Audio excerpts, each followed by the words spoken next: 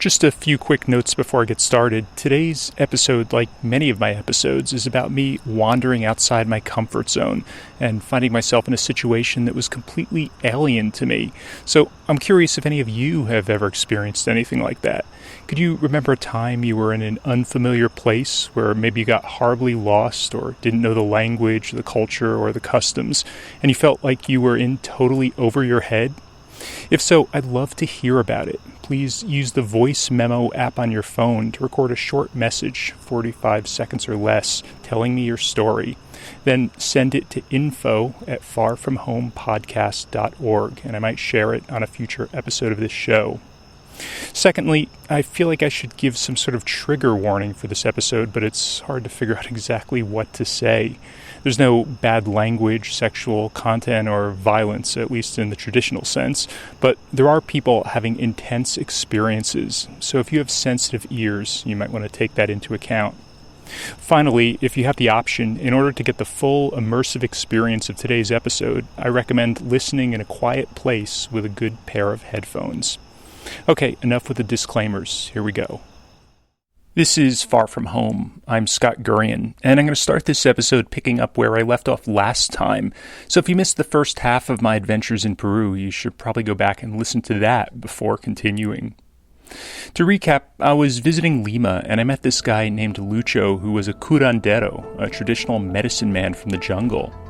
People hired him through word of mouth to perform healing rituals. Now, to carry out his work, he used medicinal plants and herbs, as well as archaeological artifacts that supposedly have mystical powers. And the strongest tool he had was a hallucinogenic brew of plants called Ayahuasca, which he said works on both a physical and a spiritual level to help him diagnose and cure all sorts of diseases and ailments. Lucho invited me to witness one of his ayahuasca ceremonies, but first, I was curious to learn more about the role natural healers like him play. So to put things in perspective, I met with Jamie Regan, who's worked as an anthropologist in Peru for the past 40 years. He's also a Jesuit priest.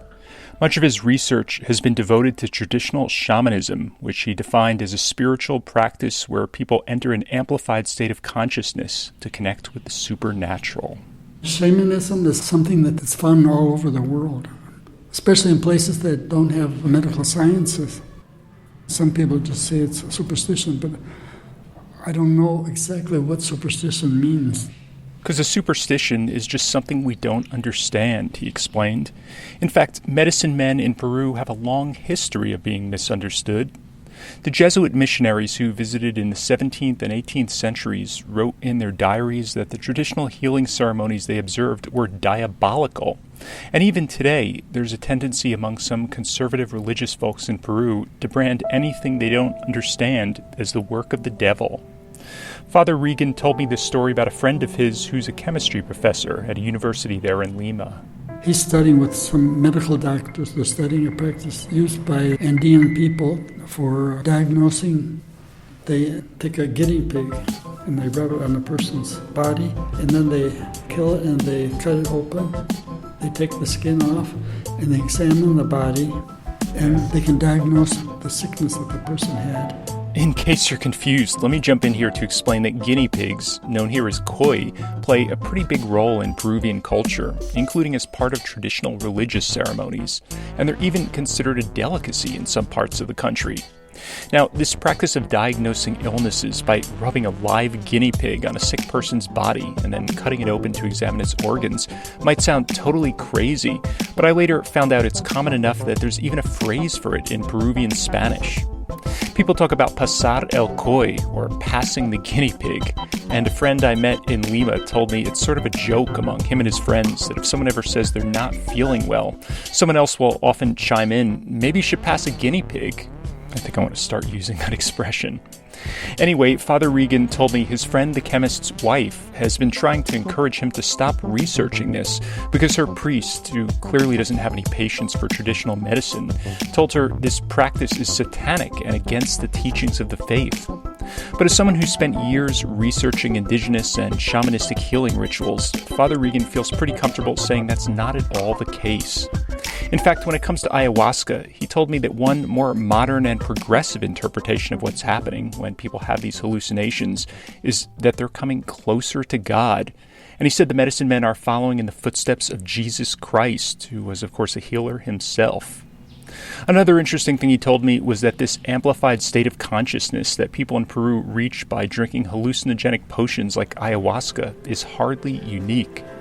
In fact, he said there are many groups around the world that do basically the same thing through different methods. The Pentecostal churches use singing and clapping.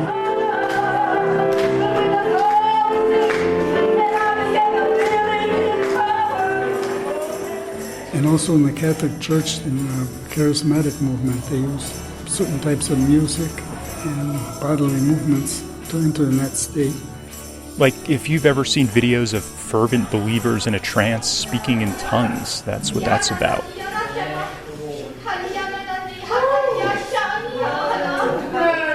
And it's not just limited to Christians. In different religions, they have techniques like the Hindus have a type of yoga that induces that state of consciousness. And also the Sufi movement among Islam by dancing. So these are techniques that are found in most places in the world. But with the rise of the major religions, they tend to discourage that type of practice. The Catholic Church in Peru doesn't have an official position on the use of ayahuasca, Father Regan told me, but personally, he doesn't see the harm. In fact, he's participated in several ayahuasca ceremonies himself, as have several of his fellow priests who work with native people in the Amazon. In the city of Tarapoto, there's a center for curing drug addicts and alcoholics, and there's a group of Peruvian and French psychiatrists who are working with shamans to cure people using ayahuasca and other substances. And the founder of this treatment center is planning to have a ayahuasca session with what he calls consecrated people, priests, nuns, and deacons, as a form of spiritual retreat using ayahuasca for meditation. I asked him to describe how an ayahuasca ceremony works. They usually carry out the ceremonies at night.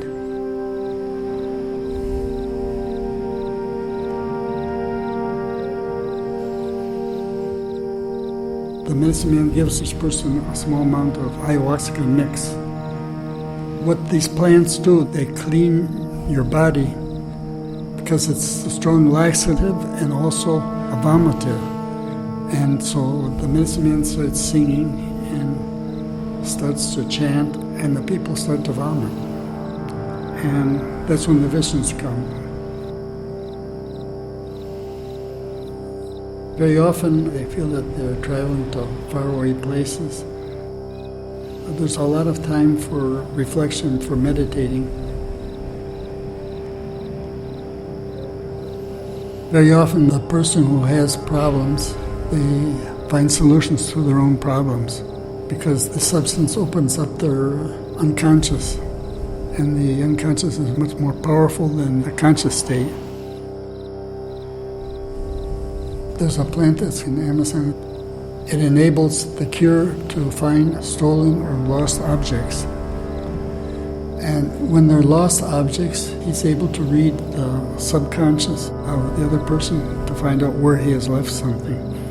And if it's something that's stolen, he can read the mind of the person who has stolen the object.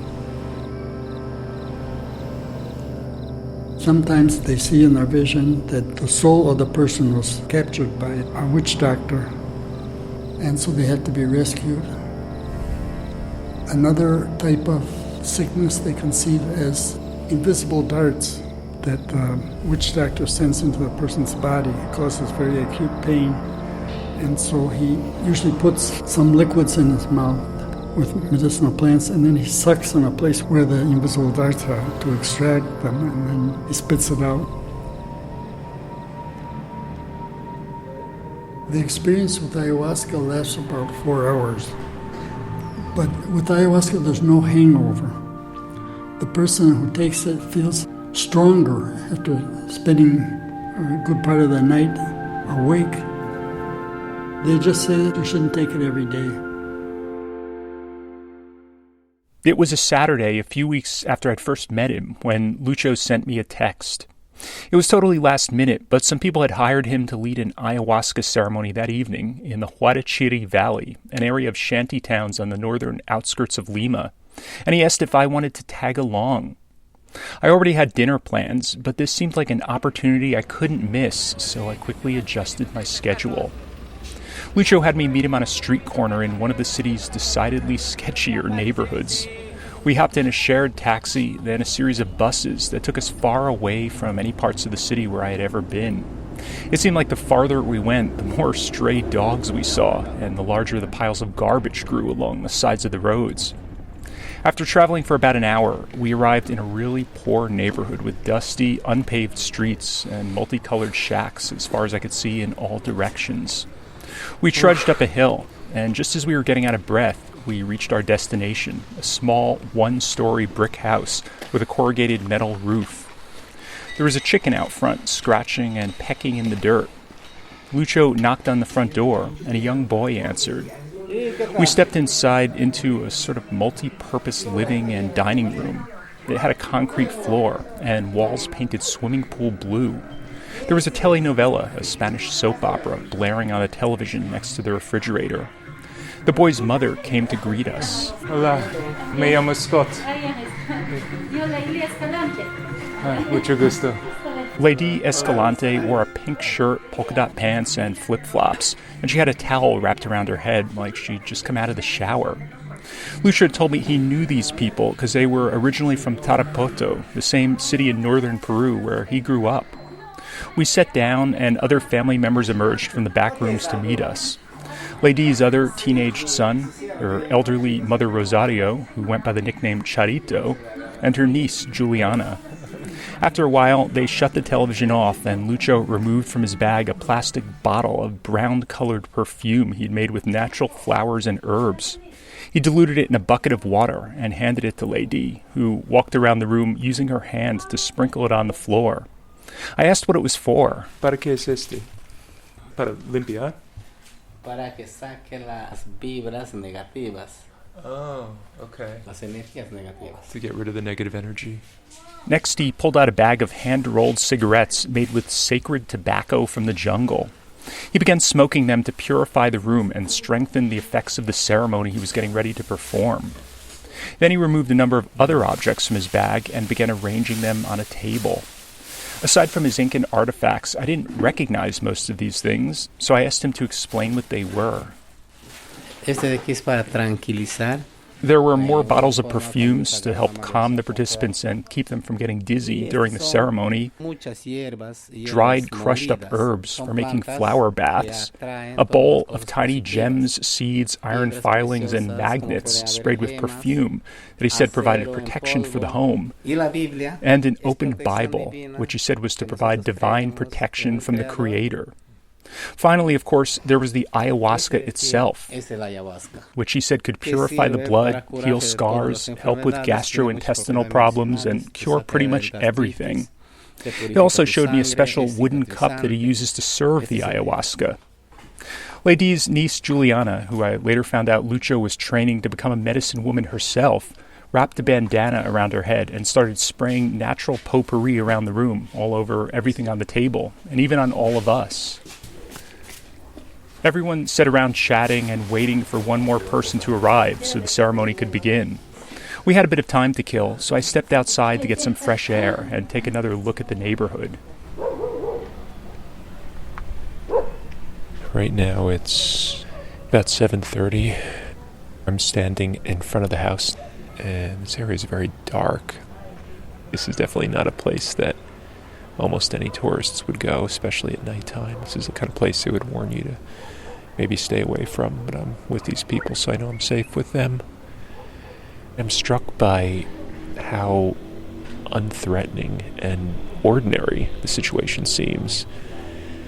As I've been in Peru the last few weeks and I was speaking to people, and people who don't know anything about ayahuasca were kind of warning me and saying, well, it's dangerous, or they just didn't know much about it, and people are, I think, afraid of what they don't know.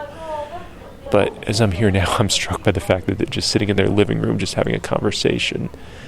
This is certainly not what you would imagine as like a den of people taking drugs or anything like that. This ayahuasca has a very different meaning for them. To them, it's a form of healing and a form of coming in touch with their spirituality. For them, it's not a drug by any means.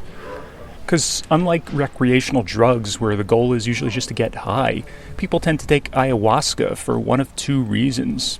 Either there's something they're trying to cure, or there's something they're trying to figure out. For example, Jeffrey, the Belgian guy who introduced me to Lucho, told me he participated in his first ayahuasca ceremony because he was at a difficult point in his life where he was asking himself existential questions and needed some clarity. As for me, aside from my minor stomach issues I mentioned in my last episode, I was in generally good health, so I didn't need to be healed.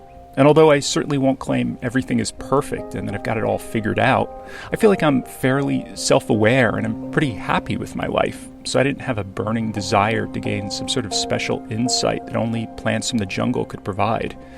Besides, aside from alcohol, I've never consumed any sort of mind-altering substances. I simply never had the desire or the interest, and there was always a bit of a fear factor. But now, I was doing a whole story about ayahuasca, and Father Regan had convinced me that it was actually pretty safe. So, although I honestly never went into my reporting with any intention of taking it myself, when Lucho asked if, in the interests of journalism, I wanted to try a small amount to understand what the experience was like for everyone else, I cautiously agreed. Back in the house, Lady told me she'd taken ayahuasca herself last Wednesday, but wasn't able to take it again today because now she was in the middle of having her period. Juliana would have it, however, as would this other guy who we were still waiting for to arrive. Then there was Lady's 83-year-old mother, Charito.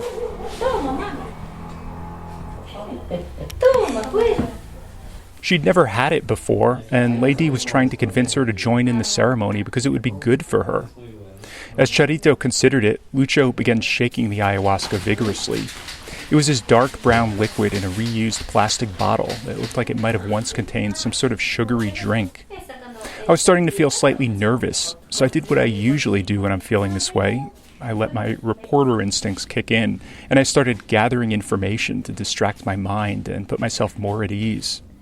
I learned that it takes Lucho a full day to cook the ayahuasca, and that he makes 100 kilos, or about 25 gallons at a time. Then, once it's made, it lasts unrefrigerated for close to a year. He also told me that in case of sickness, it's even safe under rare circumstances for children, though he'd only give them a few drops. Los efectos de la ayahuasca. In my broken Spanish, I confirmed with him that the effects of the ayahuasca would only last about 4 hours. Entonces, mañana. So tomorrow I'll feel normal, I asked. You'll feel better and more lucid, he replied. Mejor en cuál? Better in what way, I asked. In every way, he said. Your mood and your body will be more relaxed. Eventually, the final participant, a guy named Manuel, showed up, so we were ready to begin. Lady said goodnight and headed off to bed with her sons, leaving the 5 of us sitting in a circle in this room. It was me and Lucho, Manuel, Juliana, and Charito, who by now had agreed to partake. Lucho told us to close our eyes, and he walked around sprinkling more perfume over each of our heads. I felt like I was in church, receiving a blessing. Juliana placed a bucket next to each of our seats in case we needed to vomit. Then Lucho lit up another jungle cigarette, took a drag, and exhaled the smoke into the bottle with the ayahuasca.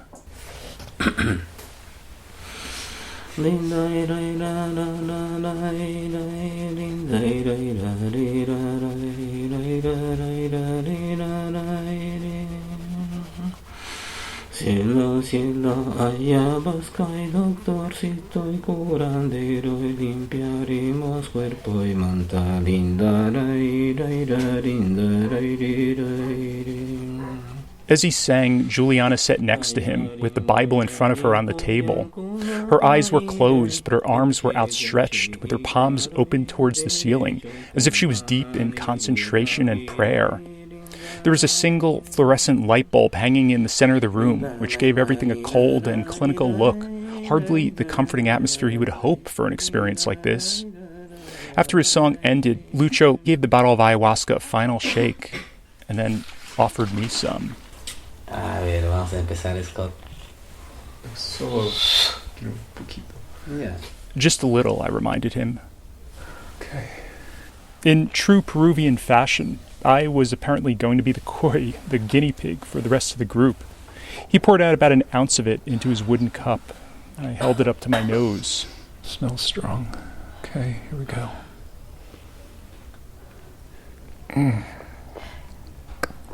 Extremely bitter. Ugh. Okay. Next, it was Manuel's turn. He puckered up his face as he stepped to the front of the room. ¿Es su primera vez? Is it your first time, I asked? No, he said, but I already know the flavor. I reached for my water bottle to get the taste out of my mouth. Then Lucho poured out a small amount for Charito, and Juliana seemed surprised yet proud that her grandmother had decided to go ahead with this after all. Watching Charito swallow the ayahuasca calmed my nerves a bit, since I figured that if an 83-year-old granny could handle this, I was probably going to be just fine. Finally, Juliana drank some, and Lucho launched into this prayer, chanting over the cup as if he were invoking the spirits. Quiero que me muestres todo con claridad y me ayudes en mis trabajos y todo sea terminado hoy día. Then he downed some himself.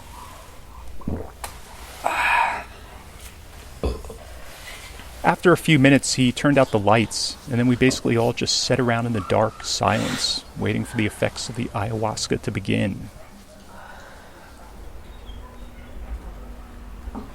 It wasn't long before Juliana started rubbing her stomach and breathing deeply, as if she could feel something coming on. I thought I sensed something as well. I'm starting to feel a little bit of a pit in my stomach right in the center. I feel a little gassy. About 15 minutes in, Juliana was the first to get sick, as she started throwing up in her bucket. Listening to her from the other side of the room, all I could think was that I'm really not looking forward to this. Thankfully, I didn't feel sick yet, but I was a bit jittery, like I'd just drunk a big cup of coffee. Lucho's singing did seem to have a calming effect, though.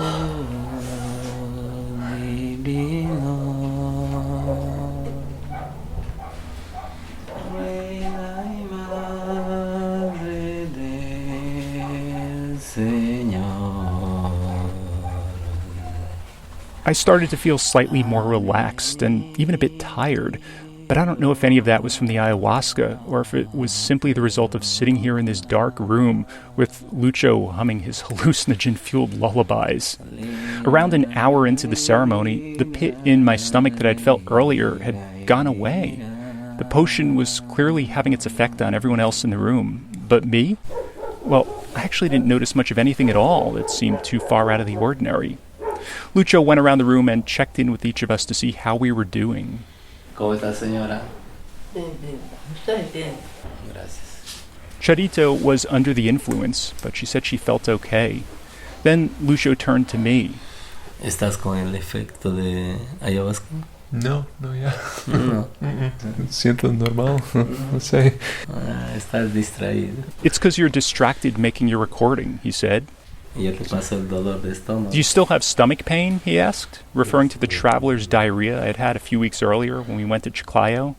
Antes, pero no ahora. Not anymore, I said. No. Estás curado. Well, it's cured then, he responded, trying to at least take credit for that. I didn't have the heart to tell him it wasn't anything he had done, but rather the antibiotics my doctor back home had told me to start taking to get the infection out of my system. Maybe Lucho was right, and then I was just too distracted by documenting this ceremony that I wasn't allowing myself to actually experience it. I tried closing my eyes and relaxing some more, but it was difficult because I was sitting in an incredibly firm wooden chair. The occasional sounds of dogs barking or cars passing by on the street didn't help either. I started to wonder, if I didn't feel something by now, maybe it's just not going to work. I mean, sure, I had consumed less than Manuel and Juliana, but I don't think it was that much less. Did I have some sort of superpower that made me somehow immune to it? And is that even physically possible? For that matter, were the mild symptoms I'd noticed before, the pit in my stomach and the jitteriness, even real? Or were they psychosomatic? Like, was it all just in my head this whole time? I looked around the room. Though everyone else was physically there, their minds were wandering on journeys in far-off lands. I overheard Lucho telling Juliana at one point that he imagined he was riding a motorcycle and she was on the back. Charito said she saw lots of beautiful flowers, and there were people with guns, but they didn't get too close to her, and she never felt unsafe. And Manuel also seemed to be flying high with whatever visions he was having, because he started waving his arms back and forth at one point, like he was in the crowd at the encore of a Bon Jovi concert.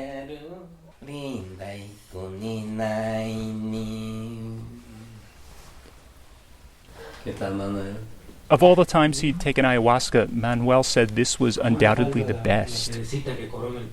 All that's missing is the cherry on top of the cake, he said. He added something about feeling like he was experiencing an earthquake. Life is full of tremors, Lucho replied. Meanwhile, I was still just sitting here, the same person I'd been at the start of the night. I was worried at first that by the time this ceremony came to an end, I might feel incredibly disappointed, but over time I became resigned to the fact that I simply wasn't going to feel anything remotely close to what these other people around me were feeling, and I was okay with that. As we hit the 2-hour mark, however, I hate to say it, but I was actually starting to feel a bit bored. Scott, Sí. how are you? Estoy bien. Uf. Normal, no sé. Disculpe. I was embarrassed, but I wasn't going to lie. Tú vas a disfrutar mirando. At least you'll enjoy watching us, he said. O sea, no te puedo dar mucha mareación. He told me to just try my best to relax my mind. Okay. I tried. I really did. But it was especially hard with all the drama taking place around me. Juliana started breathing heavily once again. Her leg was shaking, and she was rocking back and forth. It was like she'd been gripped by evil spirits. She stood up and started to cry. Lucho told her to sit back down, and then he began speaking in a mix of Spanish and some indigenous language in what I could only describe as an exorcism.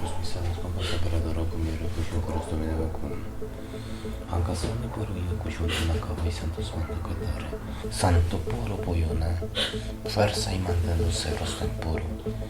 Mi reina santoro poyona kushunta nakawe. I was amazed at how Juliana and I had both consumed the same substance, albeit in different amounts, but it was having such an entirely different effect on her than it had on me. I mean, whatever was going on in her head, it was clear she was having some sort of profoundly moving experience and was in some sort of extreme distress. Santa puro poyona, potai saniri, wiksaikona chuya ninti. As she vomited, Lucho did this thing where he moved his hands in front of her, like he was conducting an orchestra, sort of choreographing her as she purged.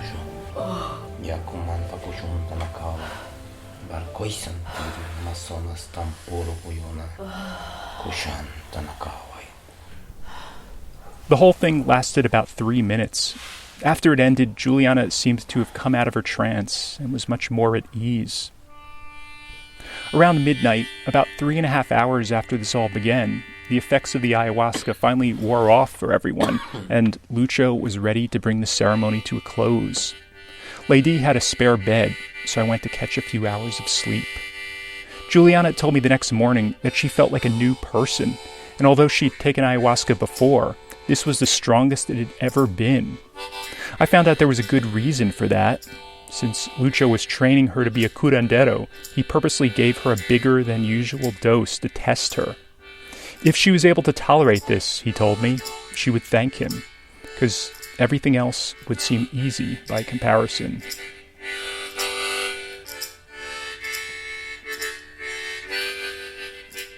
Remember, you could follow Far From Home in all the usual places, Facebook, Twitter, and Instagram. Subscribe to the show if you haven't already, and check out my website at farfromhomepodcast.org for bonus content on each episode and to sign up for my email list. If you like what you hear, please spread the word by writing a review, telling a friend, or posting something online, because it would help a lot. Thanks this time to Jimena Helms for translation help, to Jessica Williams and Aaron Yassir for editorial feedback, and to the Public Radio Exchange for podcast hosting and technical support. Thanks also to Jeffrey DePrinz for connecting me with Lucho in the first place, and a big shout out once again to Whitney Henry Lester, who hosted me in Lima as part of the Noise Attic Radio residency. My Season 2 logo comes from Polemic, which designs award-winning experiences all over the world at the intersection of culture, commerce, and community. Find out how they could help your business at polemicdesign.com. Until next time, thanks for listening.